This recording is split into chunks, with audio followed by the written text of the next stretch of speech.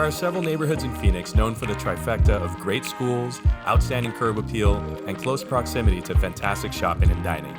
This home has it all and is located on a private cul-de-sac just outside of Arcadia Proper.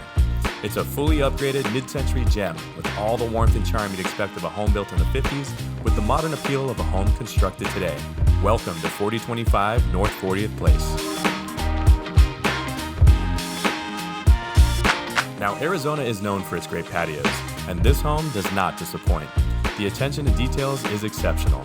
From the tongue-and-groove ceiling with recessed lighting and ceiling fans to the built-in barbecue grill and beverage fridge, this patio is thoughtfully designed for year-round entertainment. And it has a unique feature not seen in many homes. With the push of a button, 6 motorized screens enclose the entire patio, creating a seamless blend of indoor-outdoor living. A lush backyard with hibiscus blossoms, pomegranates, and a fully insulated storage shed completes this wonderful outdoor space.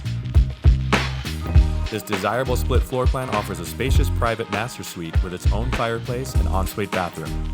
And 3 additional bedrooms provide private accommodations for family and friends down the hall.